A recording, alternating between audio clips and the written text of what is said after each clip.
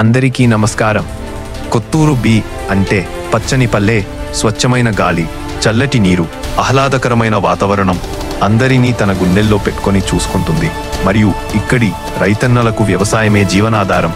కానీ రాబోయే రోజుల్లో ఇలా ఉండబోదు, ఎందుకో తెలుసుకుందా?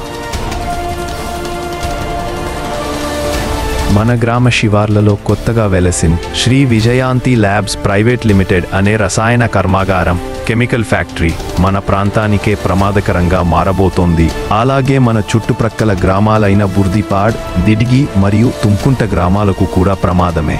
ఈ ఫ్యాక్టరీ నుంచి నిరంతరం వెలువడబోయే విషపూరితమైన పొగ మరియు వాయువులు కొత్తూరు బి ప్రజల ఊపిరిని బంధించబోతుంది.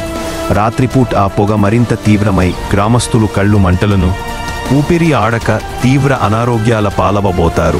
పిల్లలు మరియు వృద్ధులు దీని ప్రభావానికి ఎక్కువగా గురవపోతున్నారు. గాలి మాత్రమే కాదు, మనం వాడే నీరు కూడా ప్రమాదంగా మారబోతోంది. ఫ్యాక్టరీ వ్యర్థాలను అక్రమంగా వదలడం వల్ల పొలాల్లోకి చేరుతున్న ఎర్రటి, నల్లటి రంగు నీరు భూమిని విషతుల్యం చేస్తోంది. రైతులు పంట నష్టంతో అల్లాడిపోతున్నారు. భూసారం కోల్పోయి పచ్చని పొలాలు ఇప్పుడు బీడు భూములుగా మారుతున్నాయి. మన గ్రామ ప్రజల దాహార్తిని తీరుస్తున్న నారింజ వాటర్ ప్రాజెక్టు కూడా కాలుష్య కోరల్లో చిక్కుకునే ప్రమాదం ఏర్పడబోతుంది. స్వచ్ఛమైన నీరు దొరక ప్రజలు ఆందోళన చెందబోయే అవసరం రాబోతుంది.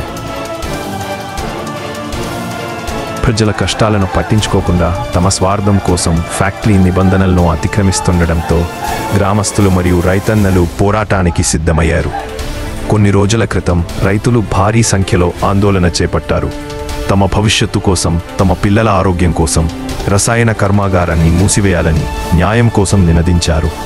ఇది కేవలం కొత్తూరు బి సమస్య కాదు, స్వచ్ఛమైన గాలి, నీరు, జీవించే హక్కు కోసం జరుగుతున్న పోరాటం. ఈ సమస్యను ఉన్నత అధికారుల దృష్టికి తీసుకెళ్లాల్సిన బాధ్యత మనందరిపై ఉంది.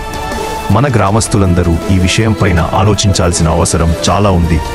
మన భవిష్యత్తు మరియు మన పిల్లల భవిష్యత్తు తరాల కోసం మన గ్రామస్తులు అందరం ఏకమవుదాం, కలిసి పోరాడుదాం, కలిసి సాధిద్దాం.